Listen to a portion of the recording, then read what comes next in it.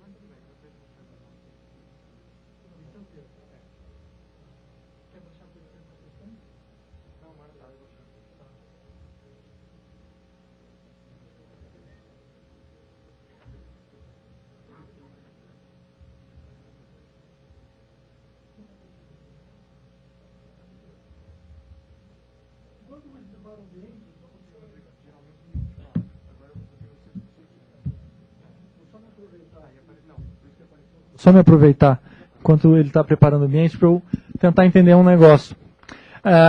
De manhã o pessoal fez uma pesquisa rápida e viu que a maioria do auditório naquele momento estava ciente ou conhecia as tecnologias de Zope e Plone.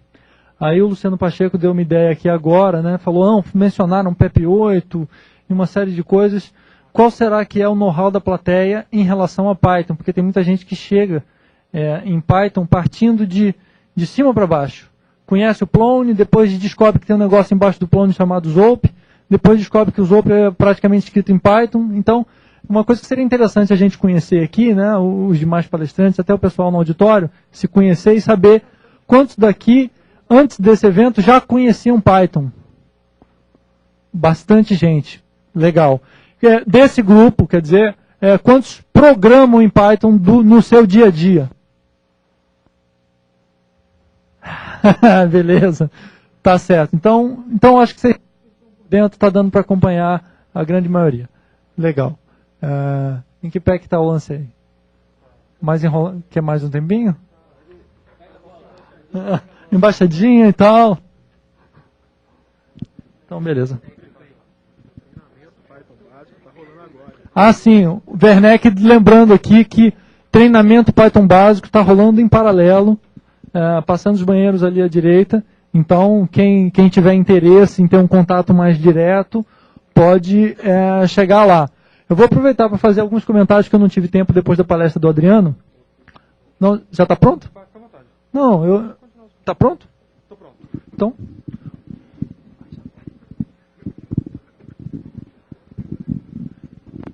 Boa tarde a todos. Bom, como já foi apresentado...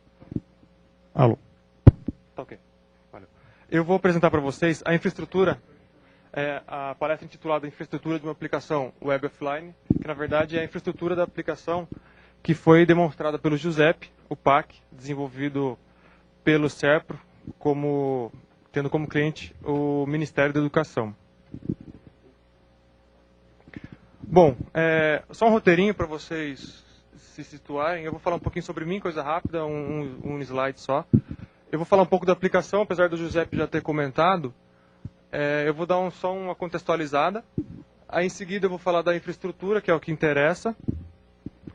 E, bom, se sobrar tempo, eu vou comentar sobre uns assuntos relacionados, patch no PySQLite, para uso de collation, e a incorporação do Subversion durante o desenvolvimento do projeto. Bom, então eu trabalho na GPR desde 2004. Foi quando eu tive contato mais concreto com Python, Zope e Plone por consequência. O meu primeiro contato com Python foi um pouco antes, foi durante a universidade, na graduação, que foi onde eu fiz a graduação, foi na Unicamp, no Instituto de Computação. E hoje, além da GPR, eu ainda tenho estudo mestrado, trabalho na área de segmentação de imagens médicas, basicamente imagens cerebrais, e análise de assimetrias de cérebro humano. Deixa eu reduzir um pouco a fonte para ficar mais legal. Bom, o que é a aplicação? Como o Giuseppe ele e o Guilherme já mencionaram, a aplicação em questão é o PAC, que é uma aplicação de gestão de cadastros escolares, então toda a rotina de cadastro de escolas, alunos, docentes, matrícula e etc., é controlada por essa aplicação. E o cliente, o Ministério da Educação. Umas características que eu posso citar dessa aplicação, ou melhor, além de características que podem ser considerados requisitos, é que ela fosse multiplataforma, leve e também robusta,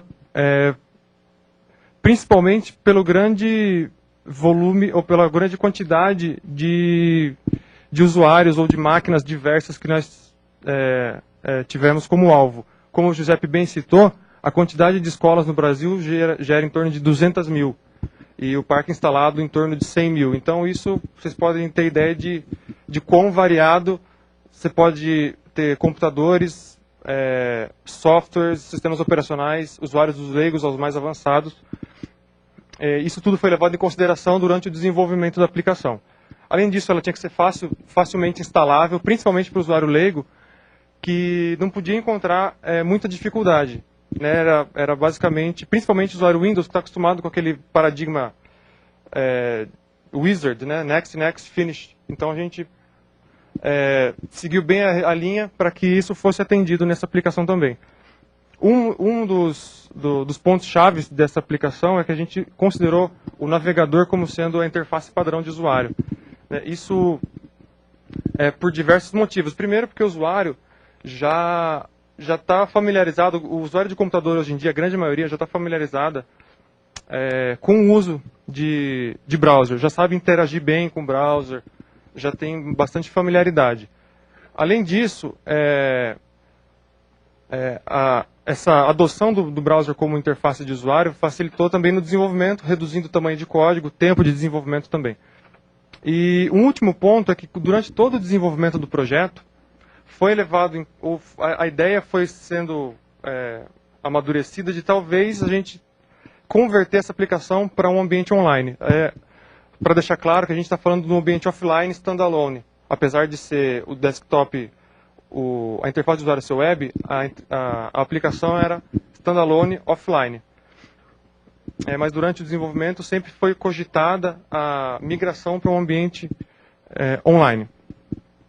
Além disso, o ambiente foi concebido para ser monousuário, ou seja, um único usuário operando o sistema de cada vez.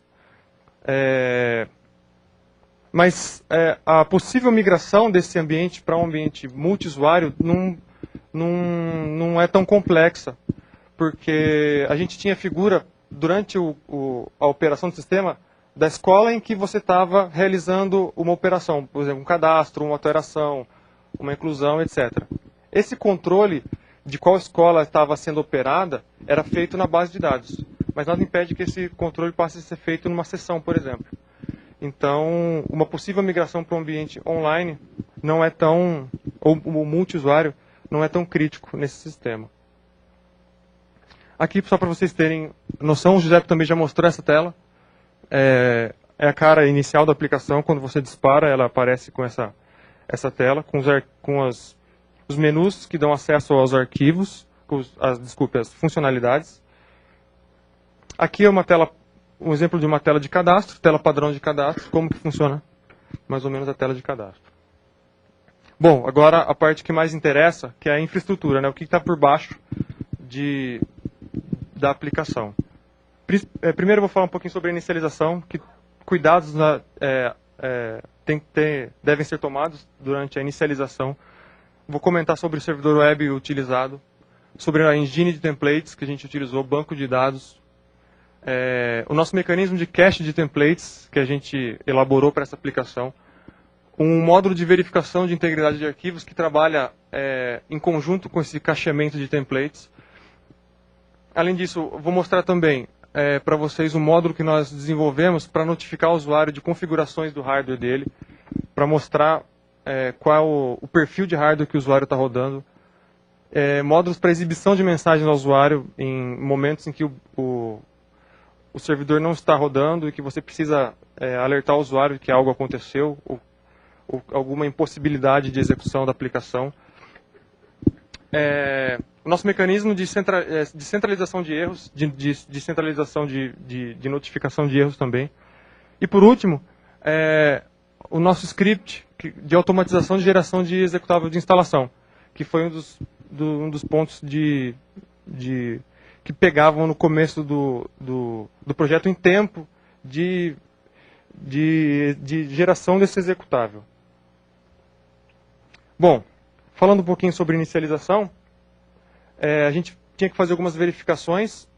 O software tinha que ser inteligente ao ponto de procurar por portas disponíveis dentro de um certo range, de um certo limite, verificar que versões estavam sendo executadas da aplicação. Às vezes o usuário, por alguma desatenção, estava rodando uma versão antiga e tentava instalar uma versão mais nova e rodar as duas concomitantes. Então, que ações tomar quando isso acontece, ou o contrário, às vezes o usuário está rodando uma versão e depois instala faz a regressão de versão e tenta rodar também, que tipo de ação tem que ser tomada nesses casos.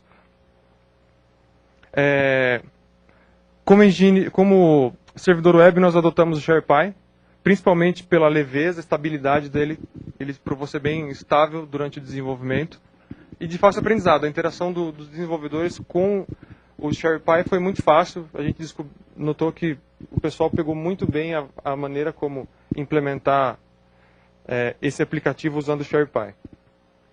Por último, não está sendo...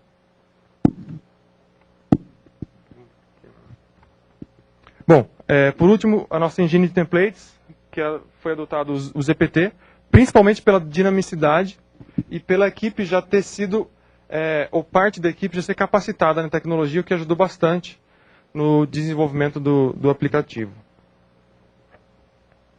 Bom, o que nós adotamos como base de dados, banco de dados? Depois de uma série de pesquisas, a gente fizemos testes com bancos orientados a objetos, etc. e acabamos adotando o SQLite, que é o banco relacional. Por quê? Principalmente pela leveza, a rapidez é muito rápido, o SQLite, por ele ser um banco de dados embutido, ele é independente de plataformas externas também.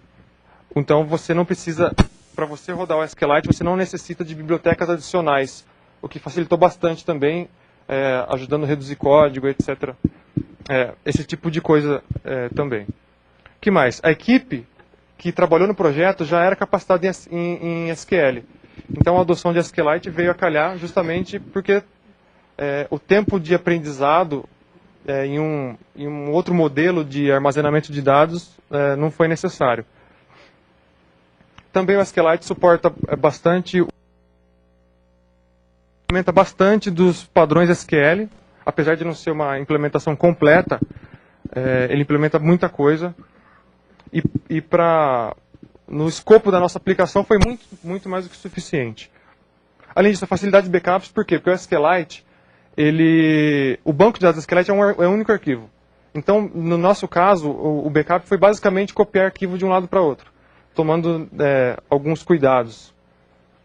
Além disso, a base de dados central, como que funciona, né, esse mecanismo? Cada escola tem a sua instância do PAC rodando offline. Em algum momento tem que fazer esse sincronismo com a base central, que é uma base que está instalada num servidor mais parrudo, que tem que agregar todas as escolas do Brasil. E esse servidor ele também era... o modelo de dados de armazenamento é relacional, que facilitou bastante o sincronismo. E, logicamente, o suporte a Python através da biblioteca PySQLite. Bom, mas a gente não executava o código SQL diretamente usando o PySQLite. Ao invés disso, nós criamos uma camada de abstração que a gente na verdade, uma casca em cima do PySQLite, que a gente adotou o nome de SQLite Wrapper. Basicamente com o objetivo de abstrair o desenvolvedor de ter que escrever código SQL na mão, e por outros motivos também, que é isolar num único ponto da aplicação as chamadas ao banco, de forma que se fosse necessário em algum momento você modificar o modelo ou modificar o banco, você precisaria alterar o único exclusivo lugar, que era o módulo SQLite Wrapper. Então o restante da aplicação ficava um pouco livre desse peso de ter que ser alterado em alguma situação. Além disso, o fato de a gente ter um único ponto de interceptação no código é interessante. A gente introduz um único ponto de interceptação. O Goetson, ele vai apresentar uma palestra amanhã em que ele vai mostrar para vocês o mecanismo de validação da aplicação. Então, com o SQLite Wrapper, foi possível a gente fazer interceptações de validação em um único ponto também, deixando o desenvolvedor que era responsável por cadastros e outras tarefas, ficar isolado e não precisar se preocupar em ter que interceptar código, fazer validação em cada ponto do programa também, em cada ponto de códigos distintos. O que, obviamente, ajudou a reduzir código e tempo de desenvolvimento. Umas características de implementação dessa biblioteca. a gente usou cache de conexões através de uso de singleton instances. O PySQLite, ele, para quem não conhece, ele retorna os dados do banco de dados em forma de tuplas. Só que o ZPT trabalha com dicionários para quando você vai casar o template com a informação para preencher as tags, você passa o dicionário como parâmetro. Então, seria difícil, custoso para que o usuário, o desenvolvedor tivesse que fazer essa conversão em cada chamada ao banco. Então, o SQLite Wrapper também ficou responsável por fazer essa conversão automática de forma que para o usuário, para o desenvolvedor, ficou transparente o resgate dos dados em dicionários. Além disso, como eu já citei, a validação dos dados inseridos era feita nesse módulo. Só para vocês terem uma ideia, um exemplo, se a gente fosse usar PySQLite direto, né, teria que fazer uma conexão com a base, instanciar um cursor, executar a sua query e pegar o resultado. No SQLite Wrapper ficou um pouco mais simples, você só instancia o banco e faz a sua chamada, nesse caso um select, de uma tabela e 2 colunas. Bom, além do SQLite Wrapper, a gente criou um mecanismo de cache de templates. Por quê? Porque era essencial que a aplicação não fizesse cacheamento de páginas. Ou seja, a gente bloqueou nos headers HTTP o cacheamento de páginas pelo browser. Só que isso ia ocasionar constantes acessos a disco. Então, para evitar um pouco isso, a gente a gente criou um mecanismo de cache de templates. Na verdade, é bom ficar atento porque não é cache de página. A gente não faz o cacheamento da página nesse nosso mecanismo. A gente faz o cacheamento do objeto template que a gente acabou de instanciar. Então, como eu já disse, evitar acesso a disco de templates já consultados, aumentando a velocidade, consequentemente, de exibição daquela tela no navegador. Uma ilustração só para vocês terem mais ou menos uma ideia de como funciona. Então, a gente tem o browser fazendo uma requisição ao servidor para uma página, por exemplo. Então, aí o servidor faz a consulta cache, verificando se essa página já foi consultada e pode ser devolvida da cache diretamente. Se isso ocorreu, a página é devolvida, se não, ocorre a busca no disco da página. Em seguida, faz o cacheamento para que uma próxima consulta possa ser feita diretamente da cache. E a página é devolvida ao browser para ser renderizada. Então aqui um código, só para vocês terem um pouco mais de clareza.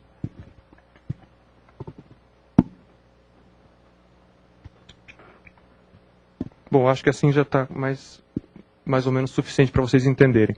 Então, como que funciona? A gente teria, por exemplo, um módulo, essas duas linhas representam um módulo da aplicação, um módulo de cadastro, por exemplo, um módulo de exibição de um formulário. Então você faria, toda a renderização passava por um módulo chamado PageRender, que era responsável por fazer o cacheamento. Esse módulo carregava a página, faz o carregamento da página, que verifica se a página está na cache e retorna. Caso ela não esteja na cache, ele faz o carregamento do disco, instancia, escreve o conteúdo da página nesse template e faz o cacheamento. A linha de baixo é simplesmente o return, que vai ser a renderização da página.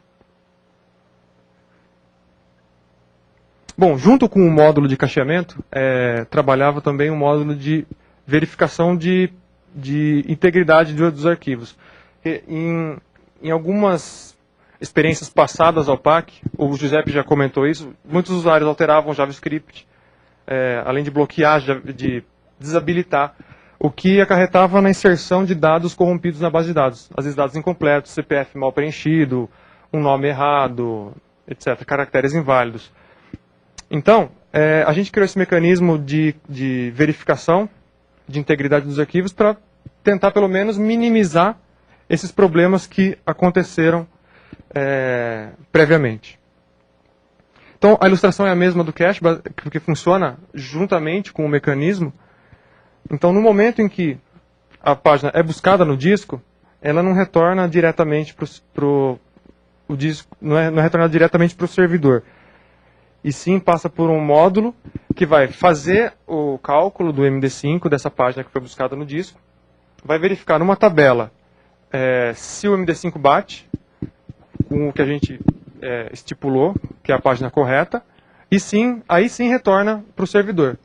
Essa tabela que eu comentei, na verdade, ela é gerada no momento da geração do instalador. Então, quando o usuário instala a aplicação local, essa tabela já está preenchida. Essa tabela já está com os MD5 calculados para todas as páginas HTML e JavaScript.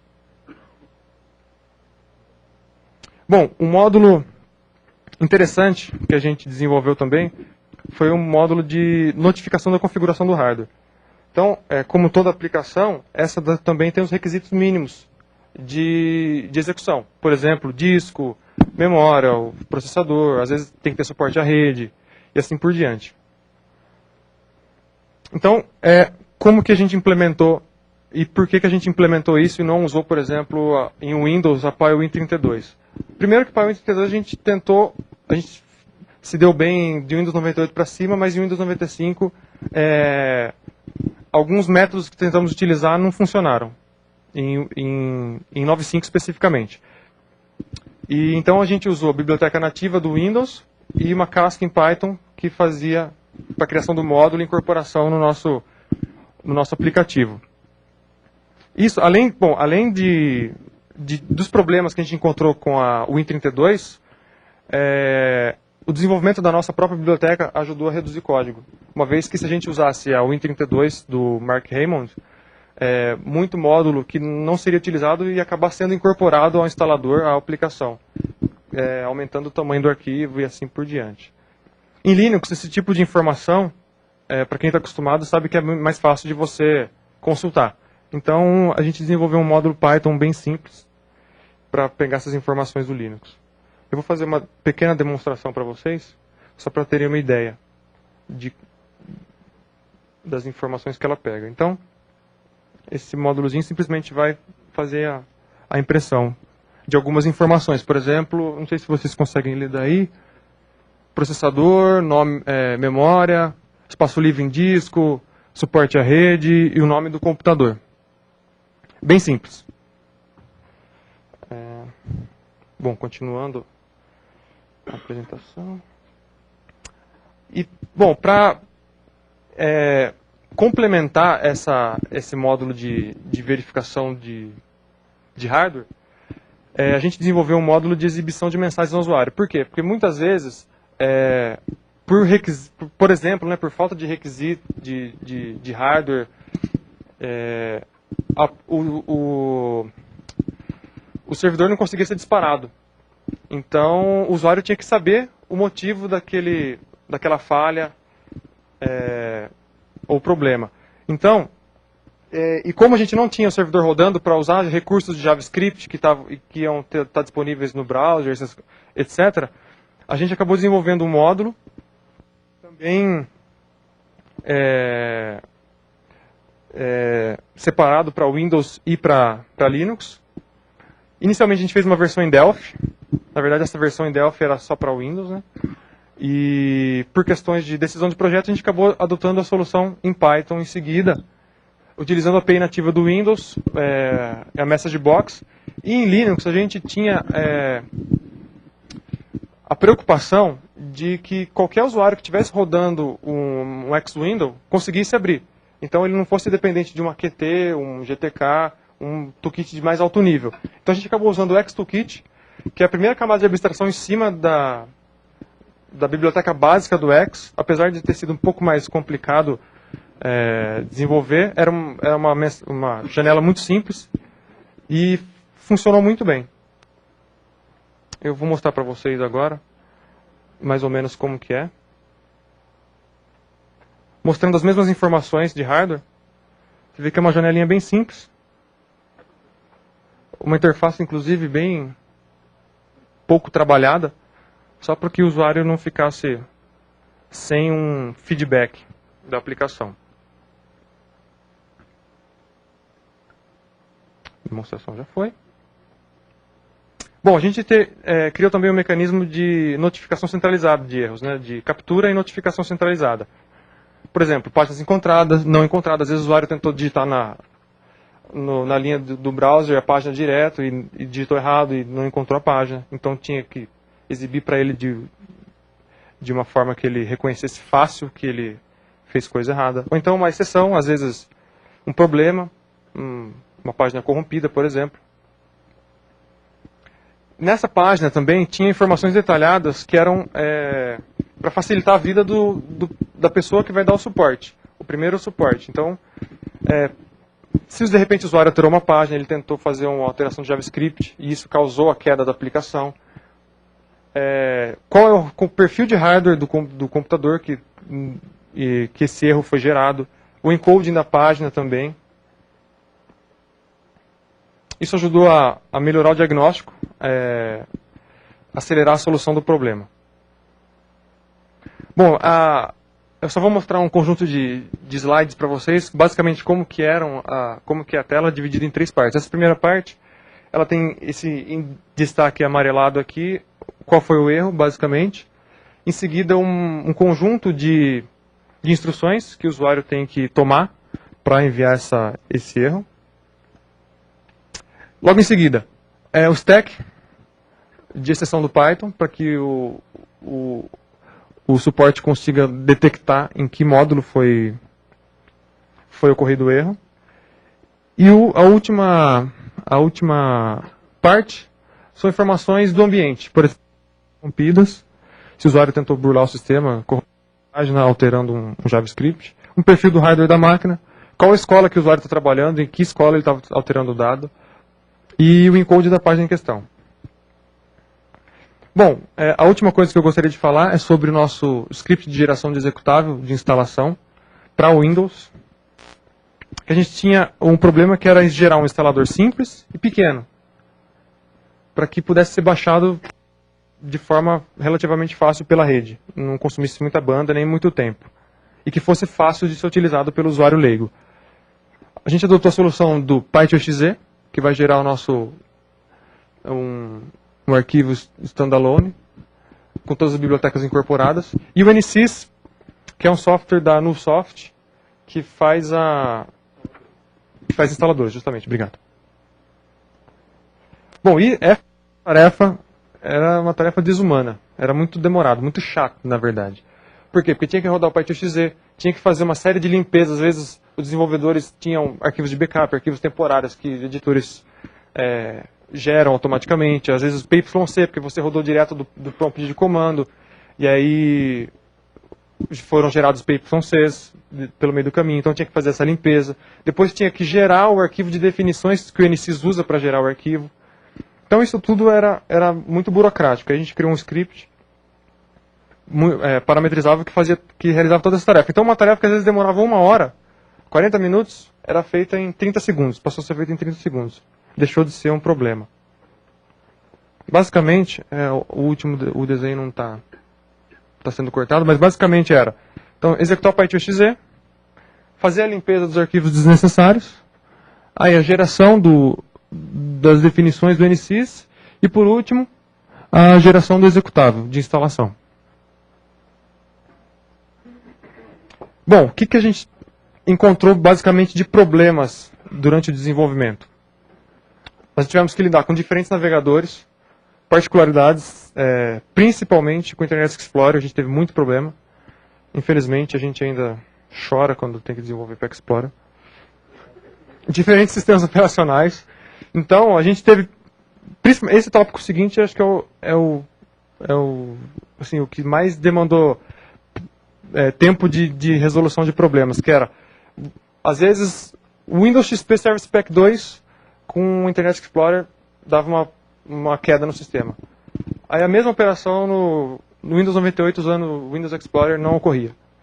Putz, aí era caçar o problema às cegas, né? E aí era horas procurando na internet, alguém que já tinha passado por aquilo. Então, demandou muito tempo. Problemas de Ajax, o Windows 95 também tivemos problema, que não foi fácil resolver, acabamos conseguindo. E no Linux, o único grande problema que nós tivemos no Linux foi a criação de instaladores. Criação de instaladores fáceis, que fossem fáceis de ser utilizados. Porque como todo mundo aqui está acostumado, o paradigma de instalação de software no Linux é completamente diferente de Windows. Não tem a figura do Wizard, por exemplo, tão fácil como a do Windows. Ainda é um problema no Linux. Nós tivemos que gerar diferentes versões de RPM. Então, se você gera um RPM no Fedora 5, você não consegue rodar no Fedora 4, porque a glibc mudou de versão. Então, tem incompatibilidade binária. E isso foi um grande problema. Conectiva, tivemos que gerar a versão para conectiva, Debian, e tentamos fazer uma versão universal, um instalador que fazia a compilação dos fontes da aplicação, mas também tivemos problemas porque muitos módulos da aplicação eram em C, e às vezes o usuário não tinha instalado bibliotecas de desenvolvimento, às vezes GCC, às vezes G++ para compilar código C++. Então, basicamente, em Linux, esses foram os nossos grandes problemas. Bom, eu tenho 5 minutos, então eu vou só falar rapidinho de um trabalho que foi meio que derivado. A gente teve um problema no começo do desenvolvimento, que era a ordenação incorreta. Então, às vezes, você tinha que selecionar ordenado um conjunto de nomes, por exemplo, de escolas, e algum nome que fosse acentuado vinha ordenado incorretamente. E aí nós tivemos que fazer um patch no PySQLite, desculpe, para corrigir esse problema e permitir ordenação com caracteres acentuados, que é o que nós usamos aqui. Então, esse patch permitiu a criação de uma função chamada createCollation, que você passava o nome e uma função de collation, de forma que quando você fosse fazer um select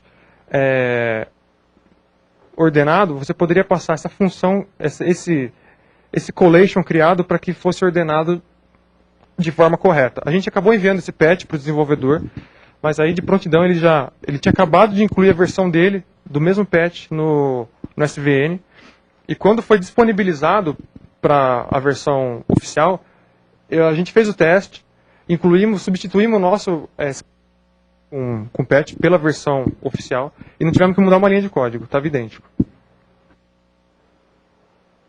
Bom, esse é um assunto não muito relacionado, mas que eu achei importante, que foi o uso do Subversion.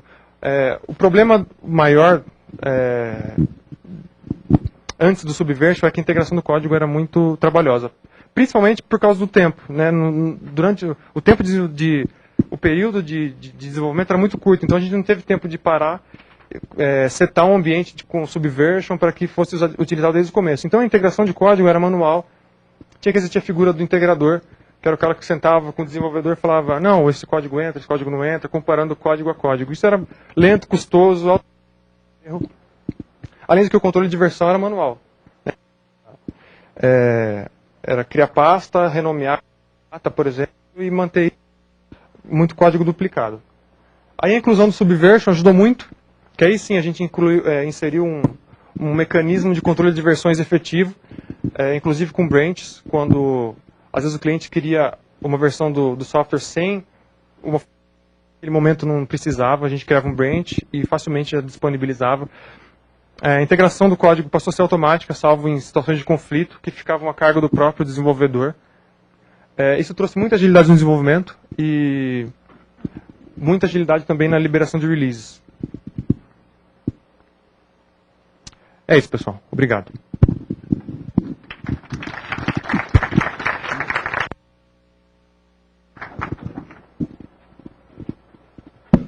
Perguntas? Ok.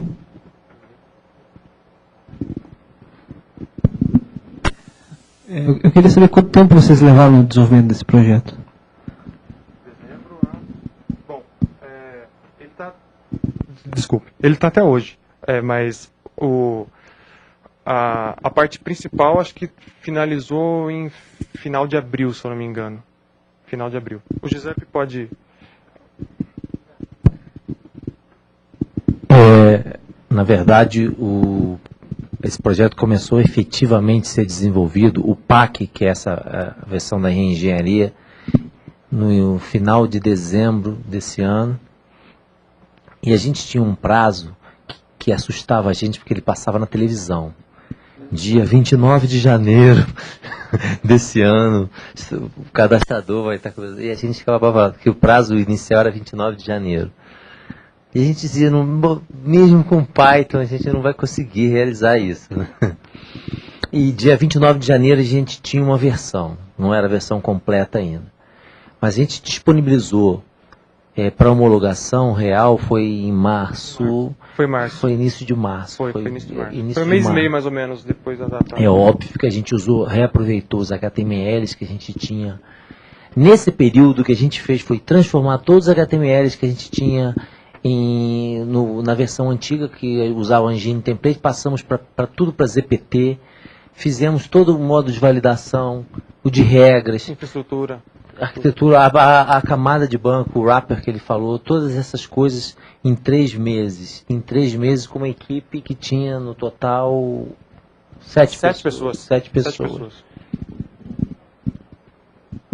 E hoje já está em produção.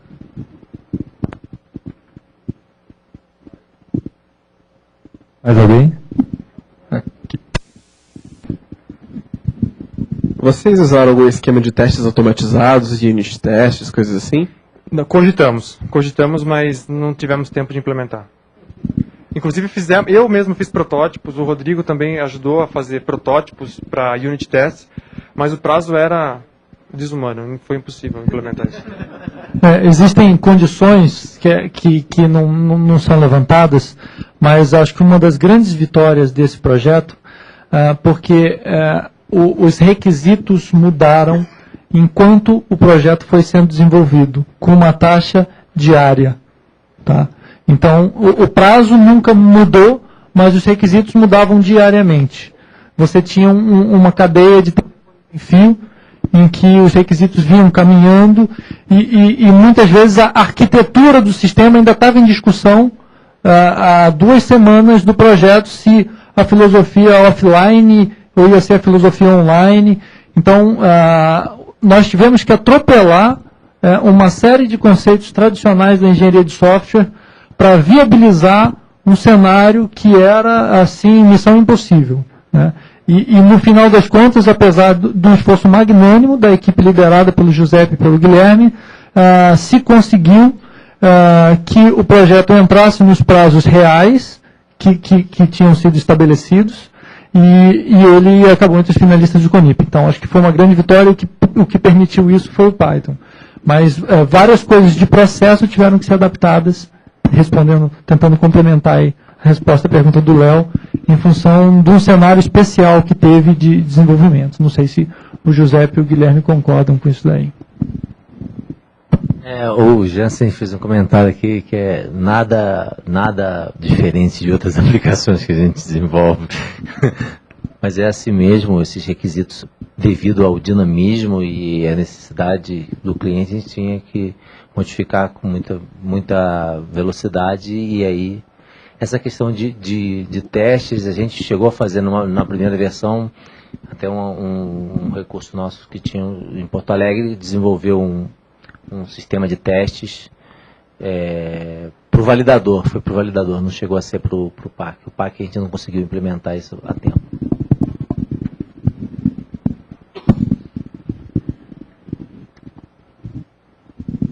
Boa tarde. Uma pergunta bem simples.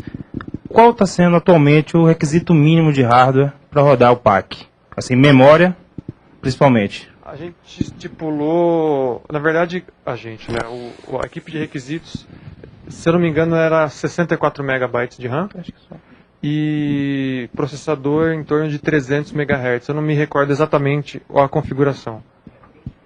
Ok. O ideal era Pentium 2300 com 64 MB de RAM. E a gente fez testes em máquinas muito próximas a isso e tivemos um desempenho razoável. Funcionou até no 486. Mais alguém? Muito obrigado, Luiz. Eu que agradeço.